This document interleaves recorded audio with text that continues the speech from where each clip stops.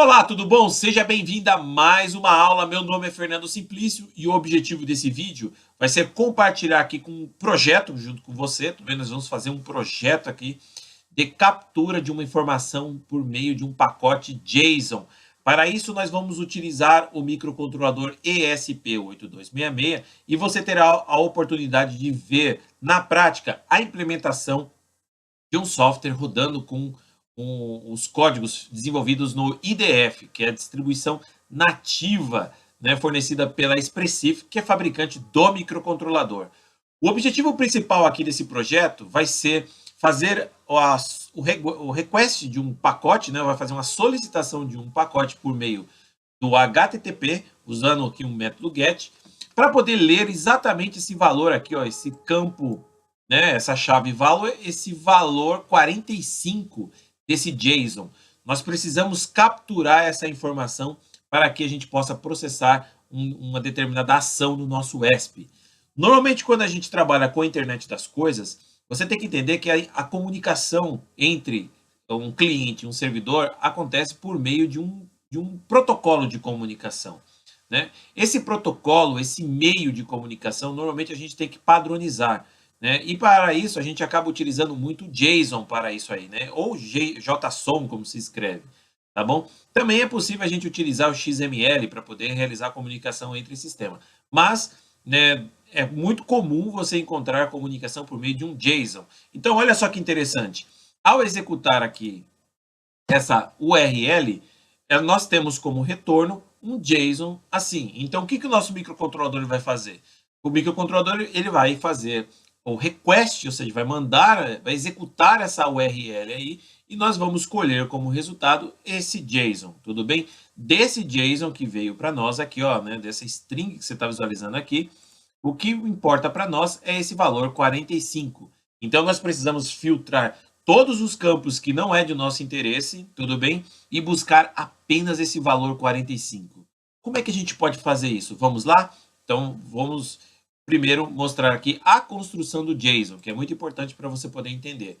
Basicamente, essa informação de retorno que está vindo para nós, ela compõe aqui uma chave chamada results, e o campo value dela, basicamente, é um novo objeto. Dentro desse novo objeto, nós encontramos aqui uma chave chamada value, tudo bem? E o valor da chave, que é o valor desejado, que no caso contempla o número 45, tudo bem?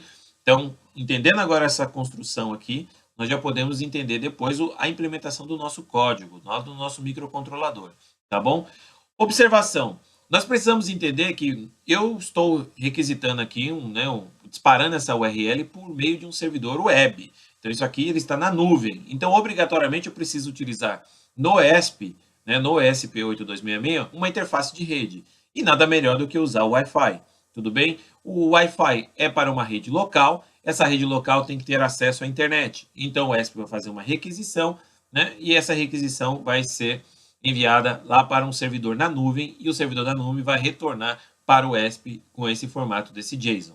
Então, logo de cara, se a gente for parar para pensar, o que a gente precisa? Nós precisamos conectar o nosso ESP 8266 a uma rede Wi-Fi. Para isso, nós precisamos realizar a autenticação do SSID e do usuário, né, nesta rede Wi-Fi. Em seguida, nós precisamos de uma interface, né, de um stack TCP, que faça a comunicação, né, desse nosso request por meio de um HTTP, né, de um socket TCP, né, como esse servidor na nuvem, né? Basicamente, o que um stack HTTP faz é o quê? Ele estabelece uma conexão por meio de um socket, né? Dependendo se você vai trabalhar com uma conexão com certificado TLS ou não, de qualquer maneira, durante esse período de negociação da conexão entre o teu ESP8266 com o servidor web, é feita a trocas de chaves. Nesse caso, exatamente nesse projeto, eu não vou utilizar um certificado de autenticação. Tudo bem? Porque o meu objetivo é estabelecer uma conexão socket para você poder entender os processos até a questão de captura do valor. Tá bom? Então, basicamente, nosso ESP vai disparar esse chamado e nós teremos esse retorno e precisamos filtrar. Tudo bem? Então, vamos lá direto ao projeto. Bom, estou aqui com um projeto desenvolvido usando o microcontrolador ESP8266 com a distribuição do IDF. A distribuição do IDF é o pacote nativo, né? Você pode fazer o download diretamente lá do site da Expressif. Basicamente, nós começamos aqui estudando a função appmain, que é nosso ponto de partida. Essa função appmain ela é inicializada logo após o bootloader. Então, o bootloader normalmente faz as configurações de hardware, né? Faz as inicializações dos setores de flash, né? Normalmente necessário para você determinar os setores de cada um dos serviços que vão executar no seu microcontrolador. E por último, no último estágio, é feita a criação de uma task por meio do FreeRTOS, né? E dentro dessa task tem uma chamada de uma função que é chamada appmain. Esse appmain é o nosso ponto de entrada, o nosso ponto de início da aplicação. Ao encerrar o appmain, basicamente você não temos mais bootloader na jogada. O bootloader, o appmain é o último estágio do bootloader. A partir desse momento, nossa aplicação foi inicializada. Nós precisamos realizar a configuração do PHY interno, tudo bem? Então, existem parâmetros de configuração da camada física do rádio desse microcontrolador ESP8266 que necessita ser inicializada. E, normalmente, esses parâmetros de calibração, de configuração, a Expressif armazena esses dados dentro da memória não volátil, que é esse NVS que você está visualizando, tudo bem? Então, nós precisamos inicializar esse setor para poder resgatar esses valores de calibração. Isso aqui é uma definição padrão para quem utiliza o ESP8266. Talvez você que nunca usou o pacote de distribuição nativa esteja perguntando assim, poxa, mas no Arduino a gente não precisa configurar isso? Sim, porque já existe mascarado, já está mascarado essa inicialização aí, mas ela é obrigatória e é importante você saber sobre isso aí. Em seguida, nós entramos dentro do estágio de configuração da rede Wi-Fi. Essa configuração da rede Wi-Fi, nós temos que entender que o nosso microcontrolador, ele precisa ser configurado como um cliente, tudo bem? Então, ele vai se conectar à nossa rede Wi-Fi, mas ele vai ser um station, né? Uma estação. Então, para isso, vamos ver aqui como é que é feita a configuração do modo de estação. Na configuração do modo de estação, nós tá aqui, ó, Wi-Fi Init Station, nós precisamos entender que nós vamos realizar agora uma intenção de conexão do nosso ESP8266 com uma rede Wi-Fi, mas não há garantias de que realmente essa conexão vai acontecer com sucesso, tudo bem? Porque você tem que lembrar que é assim, ó, quem realmente inicializa a rede Wi-Fi é o microcontrolador, é um módulo, tudo bem? E normalmente o Wi-Fi ele é tratado como um circuito separado da CPU. Então o que a CPU vai fazer? Simplesmente ela vai configurar o periférico, o módulo Wi-Fi, tudo bem? Mas quem realmente vai realizar esse processo de conexão passa a ser o próprio dispositivo, né? O próprio dispositivo físico ali. E aí, como é que a gente vai poder acompanhar se realmente essa conexão ela foi feita com sucesso ou não? Normalmente isso daí é por meio de um retorno. E esse retorno tem nome, isso aí vai ser o nosso callback. Tudo bem? A nossa função de callback responsável em receber esses eventos que vão ser geradas normalmente de maneira assíncrona pelo próprio dispositivo. Tudo bem? Então vejamos como funciona. Basicamente nós inicializamos aqui o nosso stack TCP. Em seguida, nós falamos qual vai ser aqui o nosso event handle, ou seja, qual vai ser a nossa função de callback que vai receber os estímulos que vão vir aí pelo nosso rádio, tudo bem? Então, por exemplo, poxa, eu inicializei o rádio, poxa, eu recebi agora um IP, né, do meu roteador. Então, esses estágios, eles são recebidos por meio da função que você passa aqui. Então, isso aqui é o ponteiro de função que está sendo passada para essa função loop. Isso aqui está integrado aonde? Dentro do próprio stack, né, da implementação do pacote do IDF, tudo bem? Então, beleza, conectamos, inicializamos aqui o Wi-Fi, né, definimos a função de configuração aqui de callback, e em seguida a gente vai fazer a configuração do descritor. O descritor normalmente é um struct, onde a gente passa as informações de configuração dessa rede. Né? Normalmente a gente acaba definindo qual vai ser o SSID, o length do SSID, qual vai ser o password e outros parâmetros, dependendo das configurações que você for atribuir. Normalmente a gente acaba utilizando somente o Wi-Fi, o SSID e o password para poder fazer a configuração com a rede Wi-Fi. Além disso, nós temos que entender que existem alguns tipos de alguns outros parâmetros necessários, como, por exemplo, qual o canal da rede Wi-Fi, né, o intervalo do beacon e outros parâmetros que são necessários normalmente numa rede Wi-Fi. Porém, o padrão, ele nos atende, né? Então, basicamente, somente o SSID e o password, para nós já é o suficiente. Em seguida, nós configuramos qual que é o modo de operação da rede. Se ele vai trabalhar no modo Station ou no modo Application, né? Ou no modo Application, no modo Access Point, perdão. Né? O modo Station, ele é um cliente. No modo AP, que é o Access Point, ele passa a ser um servidor. Né? Então, ele vai criar uma rede e a gente vai poder conectar o nosso computador a ele, que não é o caso aqui em questão. Nós vamos partir dele no modo de cliente. Em seguida, ao terminar de fazer a configuração da rede Wi-Fi, nós podemos dar Start nessa rede Wi-Fi. Inicializando a nossa rede Wi-Fi, começa agora a comunicação definitivamente dos parâmetros que foram carregados dentro do rádio, né? E agora nós temos a intenção de conexão com a rede Wi-Fi. Nós não sabemos se nós vamos conectar ou não. Por esse motivo, né, nós temos que agora visualizar as configurações da função de callback. Dentro da função de callback é onde nós vamos receber os eventos. Esses eventos, eles são muito importantes para a gente poder acompanhar os estágios. Porque, por exemplo, vamos imaginar que, de repente, cai a conexão. Né? Como é que você vai reconectar o seu dispositivo? Então, tem que existir uma chamada de uma função dentro desse estágio, né, de reconexão para poder novamente conectar com o dispositivo. Né? E assim por diante. Então, o primeiro estágio dentro da função de callback passa a ser a intenção de definitivamente conectar a rede Wi-Fi. Então, nós damos Start, né, para poder preparar o módulo. Em seguida, ele dispara esse evento e agora a gente chama a função de conexão. A partir desse momento, que foi feita a função de conexão, a solicitação definitivamente de conexão, o rádio do ESP8266 vai tentar conectar com o seu roteador, tudo bem? Vai tentar parear com o seu roteador. Lembrando que nesse momento que é feita as trocas de chaves aí, né? Para verificar a questão de autenticação, WPA, WPA2, né? Com o seu SSID, o seu password. Se tudo tiver maravilha, ou seja, se todo esse processo acontecer com sucesso, nós iremos receber normalmente, isso se o nosso serviço DHCP estiver habilitado, tudo bem? Mas de qualquer forma, mesmo que o nosso serviço não esteja habilitado de DHCP, o roteador ele vai nos oferecer um IP, tudo bem?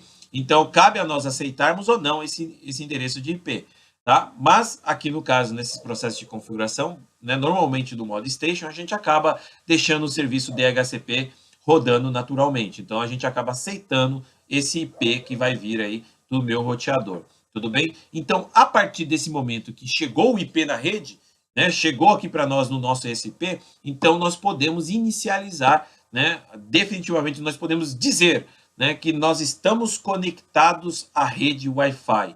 E agora, e somente a partir desse momento, as demais tarefas que dependem da conexão da rede Wi-Fi podem ser inicializadas. Tudo bem? Então, ou seja, lembre-se, nós temos um programa e nesse programa nós temos várias tarefas. Né? Dentre as tarefas, nós temos os acessos à rede, nós temos as funções que decodificam os pacotes recebidos.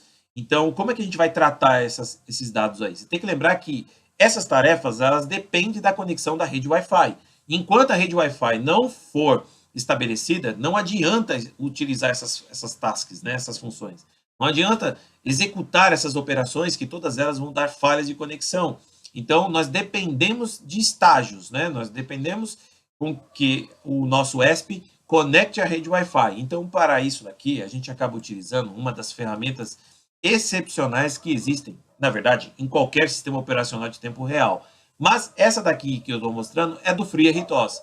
Então, nós podemos utilizar os Event Groups, que são ferramentas do sistema operacional, para poder sinalizar e sincronizar as operações. Né? Então, aqui nesse caso, estamos sinalizando que, né, esse Event Group chamado Wi-Fi Event Group, que o Wi-Fi está conectado. Então, nós vamos setar um bit, né, dessa palavra, que normalmente é uma palavra de 32 bits, só que nós só utilizamos 24 bits né, dentro desse grupo de evento, dentro do Event Groups. É uma característica do FreeRTOS. Tudo bem? Então tá aqui. Sinalizamos esse bit, então a partir desse momento, agora isso aqui vai servir para nós como um indicador para poder dar start aos demais processos no nosso programa. Tudo bem? E se por acaso a nossa rede Wi-Fi cair, que isso pode acontecer a qualquer momento.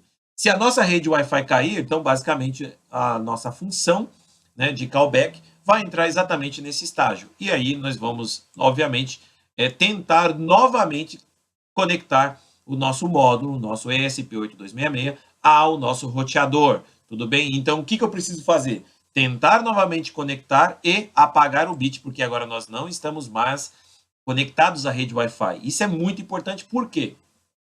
Porque você tem que lembrar que as demais tarefas que estão executando no seu programa, essas outras tarefas, elas podem depender da conexão da rede Wi-Fi, tudo bem? É um pré-requisito estar conectado a uma rede para poder funcionar. Então, elas precisam também saber que você está sem internet, tudo bem? A sua conexão caiu. Então, para poder saber, então, novamente, a gente precisa zerar esse bit aqui, ó. Por isso que a gente usa uma hora o clear, né? E outra hora a gente usa o set, para a gente poder uma hora sinalizar, opa, estamos online, né? Ou sinalizar que nós estamos offline, tudo bem? Então, esse é a jogada aqui em questão. Beleza. Ao realizar esse procedimento, então nós já estamos conectados à nossa rede Wi-Fi. Ok, vamos lá para o nosso programinha main, novamente. O nosso programinha main, então olha só que interessante, ó. Nós fizemos aqui a configuração da rede Wi-Fi, porém, nós estamos aqui, ó, nesta linha, aguardando a conexão com a rede Wi-Fi. Então, enquanto o nosso ESP8266 não estiver conectado à nossa rede Wi-Fi, nós não podemos dar início às demais tasks, às demais tarefas, as chamadas das demais funções. Beleza, já estamos conectados, pelo menos acreditamos que estamos conectados. A partir desse momento, nós criamos aqui duas tarefas. Lembre-se que a utilização de um sistema operacional de tempo real é possível a gente criar várias e várias tarefas. Essas tarefas, ela possui o seu contexto em paralelo, então elas vão ser executadas um pequeno fio de linhas de código por vez, tudo bem? Que a gente chama de thread, né? Existem conceitos de thread, conceitos de tarefa, né? De serviços, por exemplo. A gente tem que entender o seguinte, nós vamos criar duas tarefas e cada uma dessas tarefas vai ter o seguinte papel. A primeira tarefa é a principal, que é essa daqui, ó, que é a task HTTP. Essa task ela vai ser responsável em realizar a solicitação do envio do pacote pela internet, colher a informação, decodificar o protocolo, né, que é o JSON, e printar para nós aquele valor 45. Toda essa atividade vai ser executada por meio dessa tarefa. E essa outra tarefa? Essa outra tarefa ela vai ser responsável em monitorar o RIP. Tudo bem? Nós precisamos colocar na nossa aplicação um sistema de monitoramento de RIP. Por quê? Grande parte dos problemas que existem nesses projetos que são feitos não somente com Arduino, mas projetos de uma maneira no geral, é o consumo, é a fragmentação da memória e problemas de memory leak, né? Problemas aí onde você começa a alocar a memória, né? E dependendo da quantidade de vezes que você começa a chamar isso aí, é perigoso você não desalocar. E aí, aos poucos, a sua memória vai acabando, até um ponto de acabar a sua memória e simplesmente seu programa fica completamente malucão, tudo bem? Vai acontecer um erro de exceção, aí violação de endereços e assim por diante. Então, isso não pode acontecer num programa, tudo bem? Não pode acontecer. Então, o legal de você fazer é sempre você criar uma função que faça o monitoramento da tua memória RIP, né, do seu microcontrolador. Isso é bem interessante, principalmente quando você faz o uso de um sistema operacional, tudo bem? E quando você faz o uso de funções de acesso à rede, onde grande parte das funções internas daquele stack faz o uso de malloc, faz o uso de alocação dinâmica. Então, você tem que tomar muito cuidado para você não deixar de executar uma determinada função que desaloque, de repente, um objeto. Isso é muito, muito importante no projeto. Então, por isso, nós criamos essas duas tarefas. Tudo bem? Então, vamos partir agora para a nossa primeira tarefa, que é a tarefa principal aqui. Nessa nossa tarefa principal, que é o HTTP Task, é onde nós vamos disparar uma informação lá para a web, tudo bem? Então, para isso aqui, nós precisamos estabelecer uma conexão socket TCP. Né? Um servidor web, normalmente, ele trabalha com socket TCP. Basicamente, IP e porta, né? Você tem um IP e a porta padrão, usualmente porta 80 ou 443, se você for trabalhar com TLS. Então, você tem o IP e a porta. Estabelecer uma conexão socket, tudo bem? A partir desse momento que a conexão foi estabelecida, né, basta você enviar um cabeçalho HTTP, porque do outro lado você tem um servidor web. Esse cabeçalho HTTP, ele tem um formato, né, uma maneira de você enviar. Então, aqui eu atribuí uma constante para esse meu cabeçalho HTTP, né? Então, montei esse meu cabeçalho na mão aqui, porque a gente vai realizar uma conexão por meio de um GET, tudo bem? Atribuir aqui o meu cabeçalho HTTP, que vai apontar para exatamente para a conta lá, que é o geniote.io, e a request que está sendo feita aí. É o mesmo link que está sendo produzido aqui, tudo bem? Porém, usando agora um cabeçalho HTTP, né? Onde nós temos a nossa intenção, que é uma operação por meio de um GET, né? A versão aqui do request, do HTTP que está sendo feito, né? E os cabeçalhos normalmente internos que são necessários, dependendo da operação que você realize aí, tá bom? Então, beleza. Ao montar o cabeçalho HTTP, nós podemos agora enviar essas informações para a nossa biblioteca LWIP. LWIP. Talvez você nunca tenha ouvido falar nessa biblioteca. Tudo bem? Deixa eu ver se eu tenho aqui algo pronto para te mostrar. Existe uma biblioteca mundialmente conhecida, tudo bem, que é chamado LWIP. Essa biblioteca ela é usada para tudo que você imagina. Tudo bem? Tudo que é código de microcontrolador, coisas de sistemas embarcados e fora outros aspectos aí, acaba utilizando essa biblioteca LWIP. Quando você vai ver, tem uma máscara, quando você olha lá por dentro daquela máscara, você vai ver, é a danada da LWIP que está por detrás. Por exemplo, grande parte dos stacks TCPs que você vê, tanto da própria STM, que é né, a ST, utiliza o LWIP, né? E o mais legal é porque a Expressif, que é desenvolvedora do ESP32 e do ESP8266, integrou a LWIP para a gente poder utilizar nos nossos projetos, tudo bem? Então, dentro dessas camadinhas da LWIP, nós encontramos essa NetDB, né, que ela tem uma API bem simples, bem fácil da gente poder integrar, e é isso que eu fiz o uso dentro da nossa aplicação. Então, vejamos aqui, ó. Eu montei exatamente no nosso código um cabeçalho HTTP, montei aqui um descritor, basicamente uma estrutura, aonde eu passo o endereço do IP, a porta, a URL que passa a ser o request, os nossos cabeçalhos, tá? E informando também o comprimento do buffer, que vai ser responsável em armazenar a resposta, visto que eu estou realizando aqui um GET. Então, eu vou fazer um request e preciso colher o resultado. Né? Qual o comprimento desse resultado aí? Então, nós precisamos definir o tamanho do buffer, né? E também, dentro desse próprio descritor, também já está sendo passado propriamente o buffer, que aqui eu defini, acho que com 1024 bytes aqui, ou 2048 bytes, tudo bem? Então, tá aqui.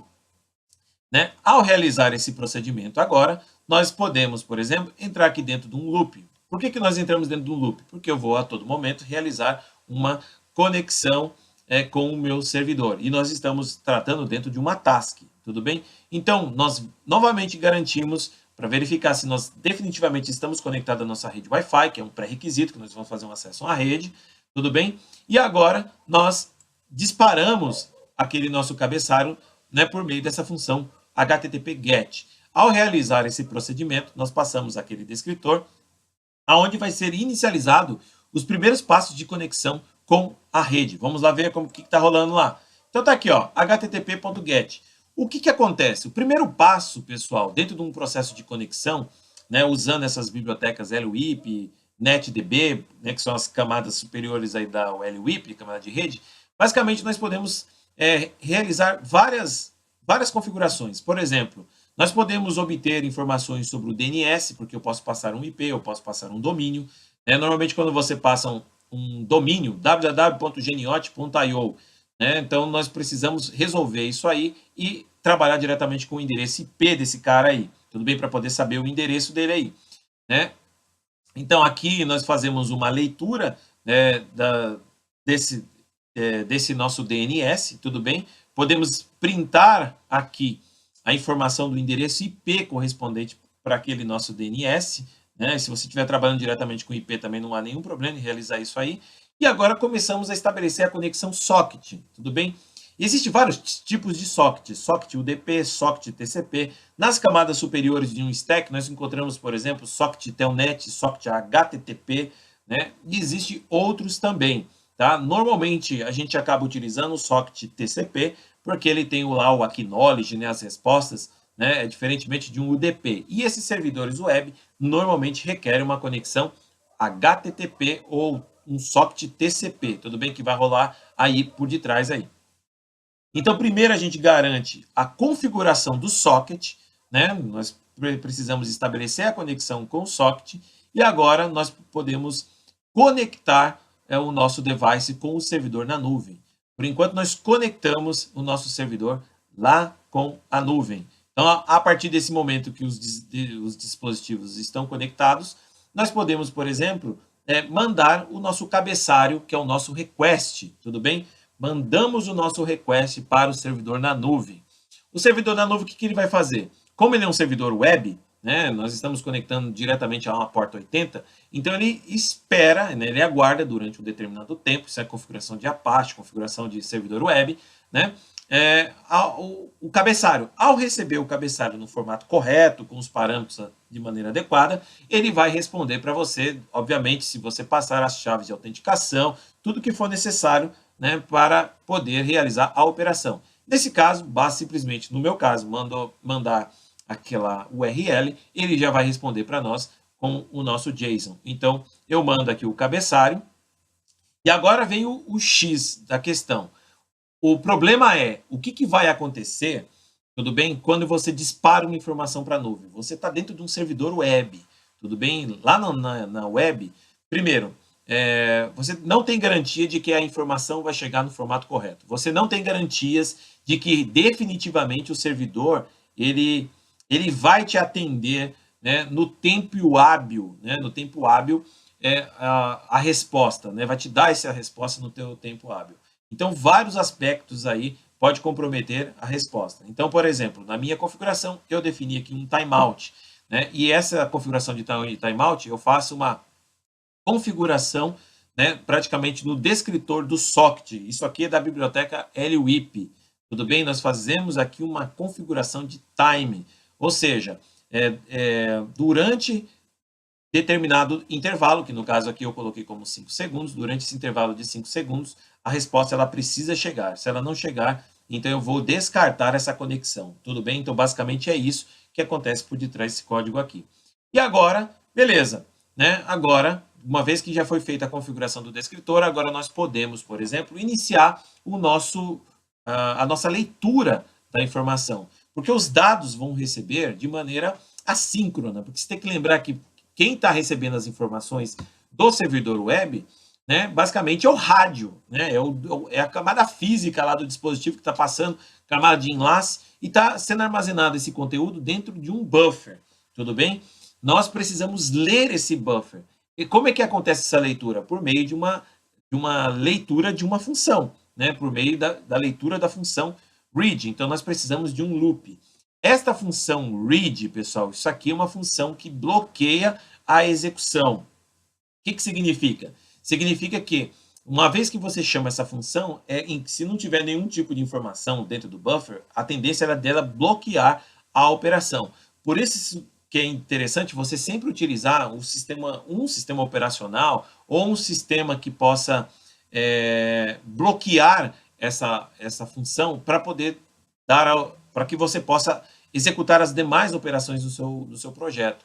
E o legal dessas integrações que já existe dentro do ESP32, assim como o ESP8266, é porque isso aqui já está integrado com o FreeRTOS, entendeu? É um port que já foi feito na integração com o FreeRTOS, né? Então, mesmo que essa operação aqui ela fique bloqueada, né, durante esse período, num curto espaço ali, é feita a troca de contexto para poder executar as demais operações no seu programa. Quando as informações forem recebidas, né, ou seja, quando os dados que passam a ser aquele JSON for recebido no buffer, né, ele traz aqui como retorno para nós a quantidade de bytes que foram definitivamente lidos, tudo bem? e, obviamente, a quantidade de bytes que foram armazenados dentro do buffer, né? Por isso que a gente precisa passar o comprimento do buffer. Só que você tem que tomar um cuidado com relação às operações que são feitas por meio de rede, porque as informações elas chegam para nós de maneira fragmentada, né? Quando você faz um request de uma informação na internet, a informação ela não vai chegar na íntegra, ela começa a chegar fragmentada. Então, cada um desses pedacinhos, é perigoso você receber pedacinhos por pedacinhos. Só que é o seguinte, nós precisamos tratar a conexão como um todo, né? Tratar, de repente, todo o pacote, e não partes do pacote. Então, eu somente posso decodificar aquele JSON a partir do momento em que eu tiver a informação plena, tudo bem? Ou seja, todo o conteúdo do JSON armazenado dentro do buffer, né? Dentro do meu buffer de acesso aí. Então, por esse motivo, a gente tem que ir somando, né? A gente vai somando, tá vendo aqui, ó? A gente, né, cada um dos pedacinhos recebidos, a gente começa a somar no nosso buffer, tudo bem? E uma certa hora, ou o servidor web vai desconectar o cliente, tudo bem? Quando acontecer uma desconexão, esse cara vai ser executado, ou seja, R passa a ser -1, indica conexão encerrada. Se esse cara aqui for, se esse cara aqui ele for, desculpa, erro -1, isso aqui é de erro, que é de overflow, quando é igual a 0, é término de conexão com o servidor, tudo bem? E quando for maior do que 0, significa que tem conteúdos a serem lidos aí, tá bom? Só esse detalhe aqui. Então, -1 é um erro de overflow, que isso é característica do LWIP. Se é R igual a 0, significa que não há informação a ser mais lida, e normalmente isso também indica que o servidor na nuvem, ele desconectou o cliente da rede, tá bom? Beleza, já montamos aqui o pacote. Então, olha só, nós estabelecemos a conexão com o servidor, né, passamos as configurações e fizemos a leitura dos buffers. A partir desse momento, basta simplesmente a gente pegar esses dados e processar. Só que aí que está o X da questão. Como é que essas informações definitivamente chegaram para nós? Olha só que interessante, ó. Se você olhar, repare que você está visualizando o conteúdo do JSON. Só que para que essa informação seja possível ser apresentada para você da maneira como você está visualizando, tá? Existe a necessidade de um cabeçalho. E esse daqui é o cabeçalho HTTP que nós estamos recebendo também, tudo bem? Nós estamos recebendo também esse cabeçalho. Esse cabeçalho, você tem que entender que ele vem para nós porque isso aqui é um servidor web, tudo bem? É um servidor web que está mandando essas informações. Então, ele manda aqui também, ó, a confirmação que é esse código 200, dizendo assim, ó, beleza, recebi, né, o seu request, os seus parâmetros e retornei com sucesso aí. Então, tá aqui, ó, o código 200, a versão do HTTP e outros parâmetros que são necessários normalmente para que o outro servidor web, que teoricamente estaria, como, por exemplo, o navegador, o Chrome, por exemplo, possa entender a mensagem, tudo bem? Então, esse monstro que você está visualizando aqui, né? Assim, ó, deixa eu tentar circular de novo. Ó, esse monstro de caracteres aqui, isso aqui é o que você definitivamente está recebendo lá no seu buffer. A partir desse momento, quero que você só veja isso aqui, ó. O que diferencia o cabeçalho HTTP do body, que é a mensagem, o corpo da mensagem, basicamente são esse line feed e line feed aqui, ó. Nós temos dois retornos de carros e line feed. Tá vendo aqui, ó? Tem esse espaço, essa linha vazia aqui. Então, nós temos duas separações aqui. Essas duas separações é a chave para você poder separar o body, né, do cabeçalho, tudo bem? Então, é isso que a gente vai fazer a partir de agora. Primeiro, precisamos ter certeza absoluta que o conteúdo presente dentro desse buffer foi definitivamente se ele está realmente certo, se a mensagem tem o código 200, tudo bem? Porque, de repente, o servidor web pode estar offline e retornar um erro 504, um erro 500 ou algo desse tipo, né? Ou, de repente, a informação que você disparou, ela vem no formato errado ou está faltando algum campo, né? Então, primeiro nós verificamos aqui se definitivamente o buffer tem o código 200, e se a gente encontrar esse código 200, opa, já é uma ótima notícia, porque é muito provável que nosso buddy já contempla as informações esperada. Então, a partir desse momento, o que a gente vai fazer? Vamos fazer um split. Vamos separar esses buffers, tudo bem?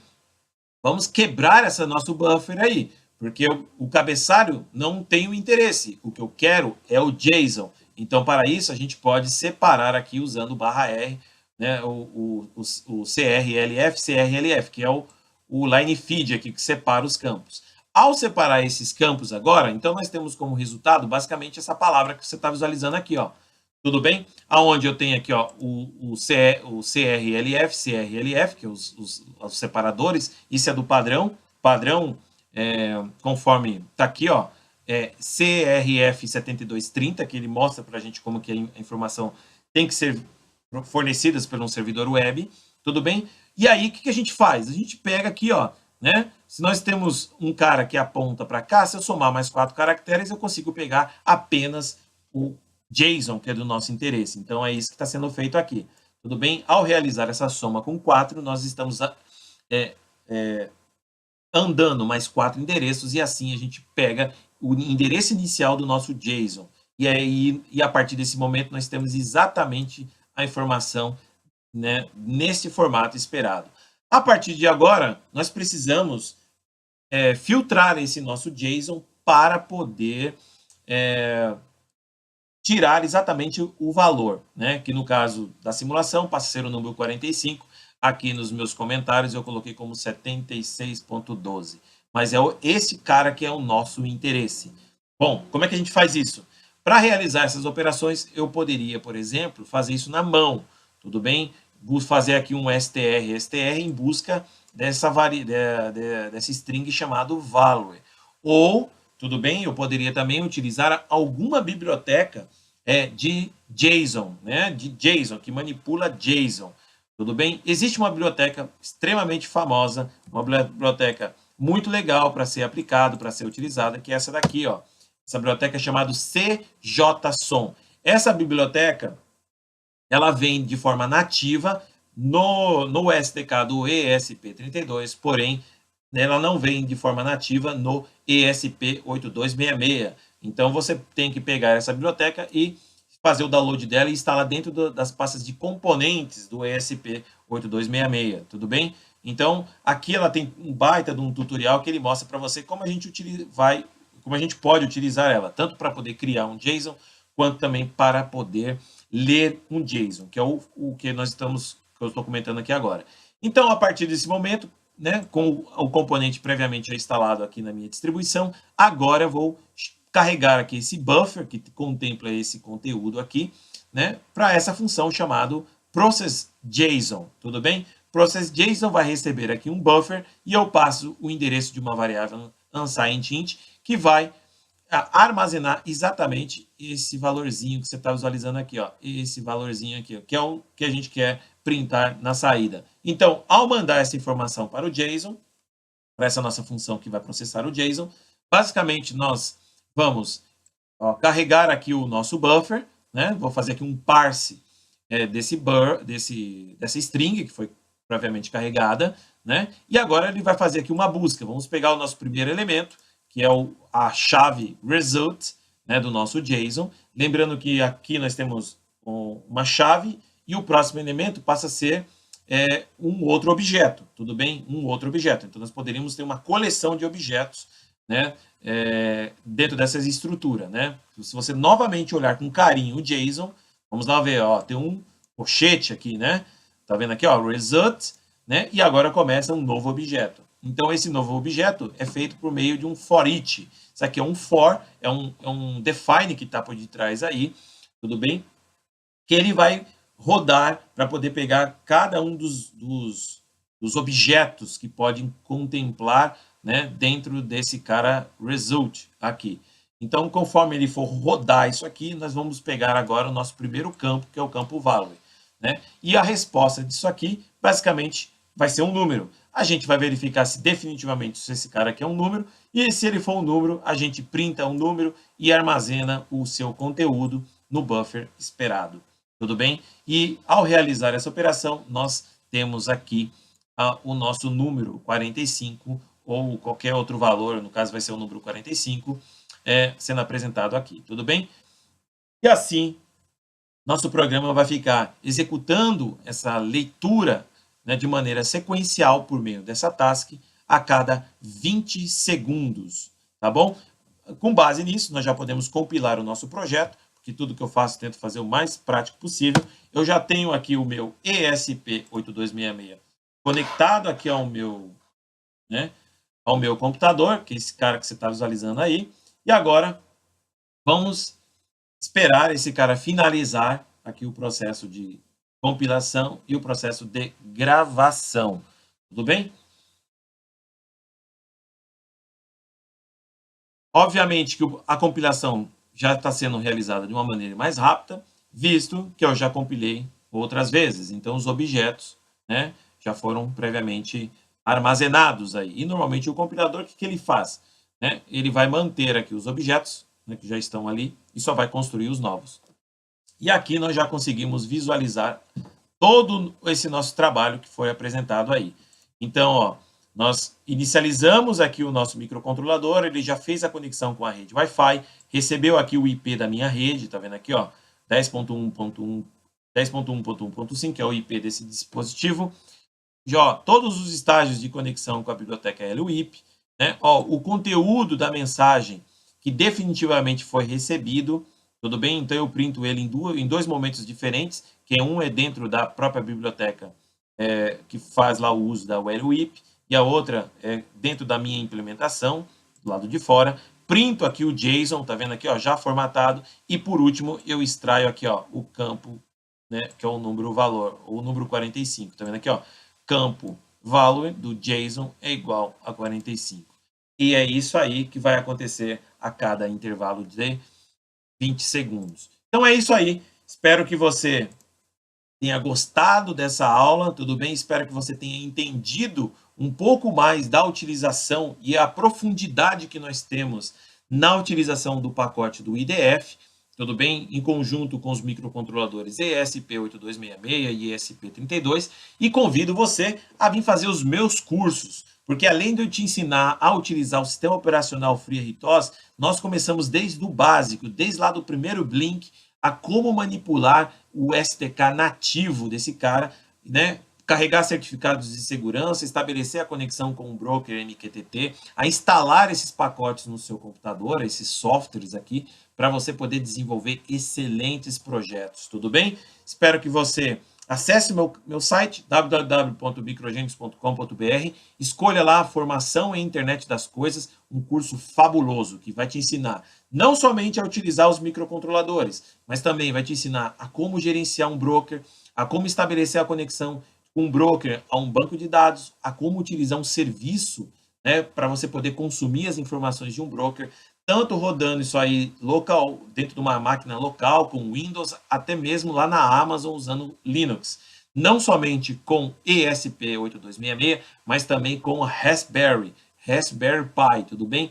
Eu te ensino também a como criar uma página de internet, a criar uma plataforma de internet das coisas para você poder estabelecer a conexão e fazer o gerenciamento das conexões dos seus dispositivos por meio de widgets, tudo bem? É isso aí, meu nome é Fernando, espero que você tenha gostado dessa aula. Muito obrigado e até a próxima. Só não esqueça de assinar o canal, porque eu não sei quando eu posto os vídeos aqui no YouTube. Tudo bem? Abraço!